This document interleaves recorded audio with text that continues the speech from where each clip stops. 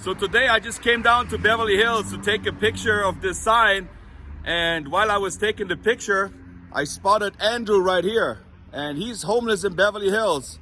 And I know you guys would be interested to talk to Andrew, and maybe he can tell us how it's to be homeless in Beverly Hills. You never hear that. How you doing, Andrew? I'm good. How are you? I'm fine. Is that okay with you that I use your image on YouTube? That's fine with me. You agree with that? Yeah. So I was just here driving by Beverly Hills, taking a picture, and I see you sitting right here in this little corner space. How come you ended up here in Beverly Hills? I really don't know. I got on a bus going one direction, and I just felt like something kind of told me get off here, and I did, and it worked out for the best.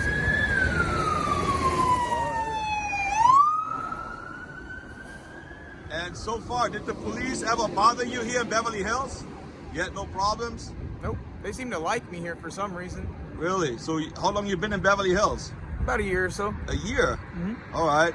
And you actually sleep right here in this little corner, or? At the moment, yeah. And how does that make you feel being right here next to the Beverly Hills sign where people have thousands and thousands of dollars?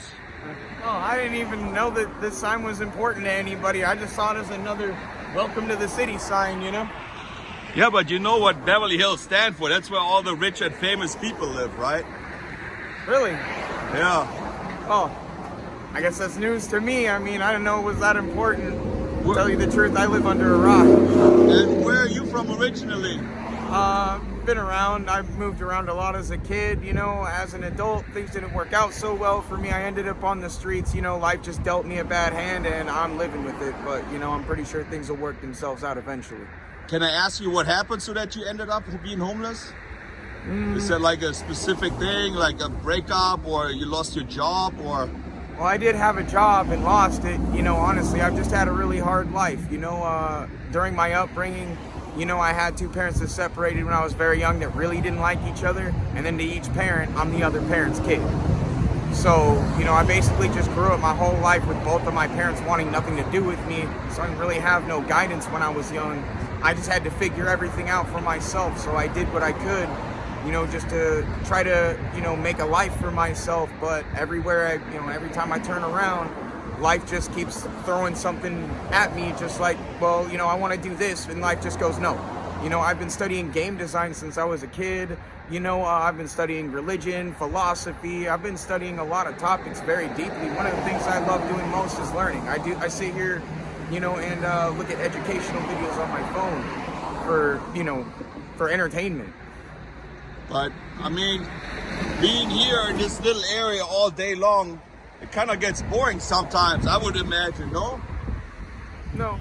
I live a pretty good life considering for being homeless. I mean, I've got a brain. Yeah. Unfortunately, you know, the fact is because of my condition, you know, and the circumstances I've been through in life, it seems like society just doesn't see any value in me. And, you know, I have a lot of marketing value to where if I could get to a higher tier in life, I could climb my way up. You know, I've got the knowledge, I've got the skills, I've even got talent, and I'm here in California. But right now, they're not taking anybody because, you know, COVID. They got all the centers shut down. You know, I went there trying to see, like, hey, you guys, you know, I can sing. That's one of the things that I do. And do you actually think, like, you can get out of the situation you're in anytime soon, or if you wanted to, or you don't want to change? I don't think it has anything to do with me. You know, I've went to work programs. They shut me down as soon as I get in. You know, and I just haven't had any luck. And there was a point in time where I just started to realize, you know, the fact is sometimes in this world, you know, things happen in such a way to where, you know, you can't really explain why things happen sometimes. But I believe that everything happens for a reason. I don't think I'm going to stay out here. I think it's just going to take time for, you know, the right person to stumble into me one day. I met you today, you know, and pretty soon my face is going to be on YouTube, right? Yeah. You know, all it's going to take is just one right person to show up and my face might be on TV tomorrow. I mean, I hate being so close with the camera to you. I don't like to do that, but it's so loud here. That's why I have to hold it a little closer to you, you know? That's okay. I know it's not nice to have a camera right in your face. I understand that, but I just do this because it's so loud right now, you know. I hope you understand that. So yeah, and how do you keep yourself motivated? Because a lot of people lost their houses, their apartment, and they have no willing to live anymore, you know. Do you have any advice for those people, or how do you keep motivating yourself?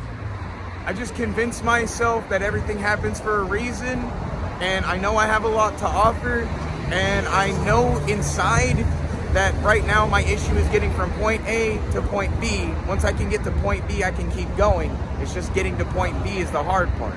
Once I get to point B, I know how to start, run, and manage a business. I've studied this and learned how to start my own company. I don't have enough to get one But how do you started. actually get out of that situation from being here? You have to have some money. You have to have some people that help you. You have to clean up yourself. You need a hand up, but unfortunately, I have two families, and both families see me as the other family's family.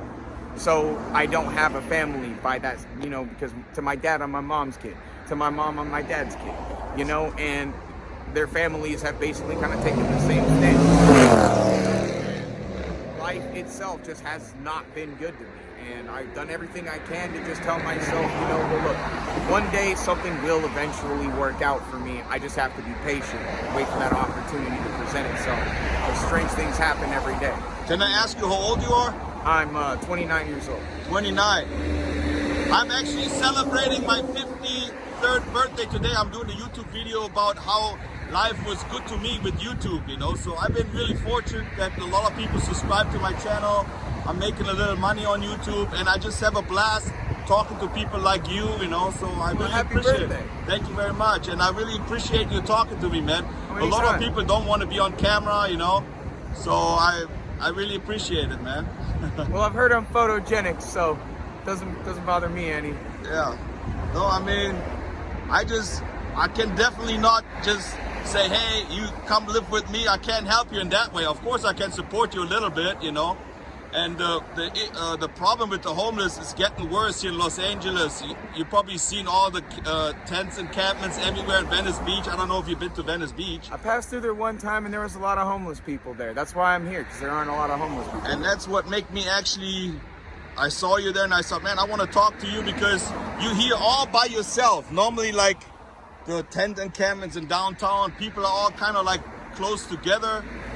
To be honest with you, if I would be homeless, I would try to be by myself somewhere too. I don't want to mix in with all the people. That's how I am, you know. Yeah, and that's the same thing that I was kind of thinking is, you know, psychologists say that you are the 5 people that you interact with the most. So I don't want to hang around a bunch of unsuccessful homeless people that are probably out there because, you know, I gotta say, there are a small percentage of homeless people that are just in a bad situation. You know, they might have talents, they might have skills, they might be valuable individuals that just cannot get their value out there, you know, and they exist. But most homeless people that I've encountered have done something to put themselves outside. And I don't want to associate or affiliate myself with homeless people that did this to themselves and think this acceptable, think it's okay, or don't care about anybody, or they're on drugs. I don't want to surround myself with those people. Surrounding myself with them, their personality will bleed into mine, and I don't want that. The only people that I ever, you know, spend any time with are people online, you know, that have lives, that are doing good. Yeah. You know, and slowly but surely, if I'm patient and I wait long enough, somebody will show up one day. But you also have to do it, you know. That's what, you know, that saying, Nike, just do it. And I believe in that, you know. If you want to make something happen, you're the only one who can help yourself. I mean, it's hard for me to tell you right now, you know, I have a hard time in my life. I have a hard time losing weight. I have a hard time doing this. You know, there's always obstacles in life, you know. It's not hard. For me, it's really hard to motivate me every day. So I'm just wondering how you deal with it and how all the other people deal with it, you know. Well, I guess, honestly, I just feel like, you know, my life has been very unusual. I guess would be the best way to put it, is the circumstances surrounding my life have not been ordinary. And so I reason to myself, if my situation is so unordinary, if I have this just, you know, unexplainable string of bad things have happened, right? But I know I'm a good person. Yeah. This unexplainable set of circumstances that I can't get out of, but I know I'm a good person and I know I'm here for a reason. I know that I'm capable of doing big things. Even if I'm down here right now, I'm sure that one day somebody is gonna see inside of me what I know is inside of me. It's just gonna take some time for somebody to see what's in here so I can bring it out and give it to everyone else. I actually done a few videos of some homeless people in Venice, and people saw it because they've been at the same place all the time. They actually came and helped the person to get their social security in order, or they helped them to get food stamps and stuff like this. So I don't know if you're going to be here for a while or not. If somebody comes by, it's Wilshire here, right in Beverly Hills. If somebody wants to help you out, I mean, you never know. That's what I believe. America, everything can be possible. The land of the unlimited opportunities. But also, unfortunately, a lot of people losing everything right now because of the situation with the virus, Yeah, I mean, the virus has really impacted us all, and it's taken its toll, so, yeah, honestly, quarantine has done a lot of damage as much as it's done a lot of good, but I still feel like the quarantine itself has done a lot of damage to society. And I see, like, you got some little peanut butter, you got some cakes, cheesecakes, not cheesecake, the little cheesies. How do you pay for this? Where do you get your money? I got food stamps, I got cash benefits, and sometimes people help me out. Every now and again people give me money, I'm taken care of pretty well around here. And how about being in a shelter? You don't feel like going to a shelter or somewhere? No, because, basically, me personally, I'm a spiritual person, like I mentioned, I study a lot of psychology, philosophy, science, metaphysics, things like that. So, as a spiritually aware and, sensitive person, people generate energies, right? And we have scientific studies that have confirmed that your emotions transfer energy around you. And, a lot of people that are out here are just very negative people. They're just always in a bad mood, always negative, always, even if on the outside they appear to just be, inside, yeah, they are just violently, I feel this negative vibe when I'm around communities with a lot of homeless people. So I try to distance myself from that. I feel uncomfortable just being in there, being around them. So shelters aren't going to work. Yeah, I mean, I wasn't really looking for anything to film in particular today, but sometimes I'm also just lucky, I'm driving around and I get to meet you, so now we're gonna do an interview. People are interested in stuff like this, so sometimes life just throws you a bone, or something that can change your life in a heartbeat. You never know, so. Well, that's what I've been telling myself, Yeah. is if I, as long as I just stay alive, every day is an opportunity. And I know I have a lot to offer. I've just been waiting for somebody to realize that. Is pretty much all it is. I know that I have a lot to give. I have a lot to offer. I have a lot to say. I'm just waiting for somebody to recognize this, to see this in me and be like, this guy deserves a chance.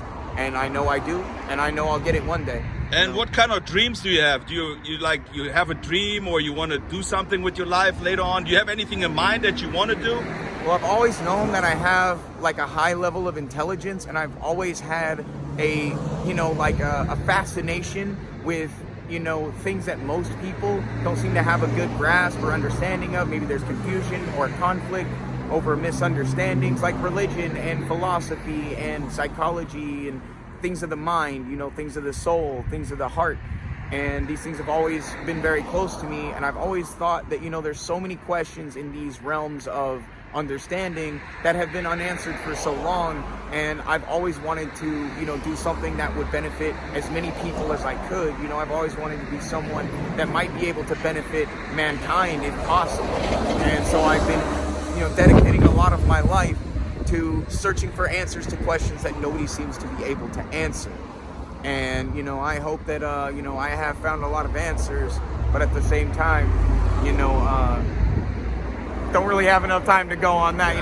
That would take me like weeks to explain. I could go on about that for hours, but, maybe one day, things will get better for me in a financial sense, and then perhaps then maybe, I can expand and start sharing the things that I've learned through my own personal spiritual journey that might enhance and uplift those that, right now are having, struggles and contentions with popular beliefs.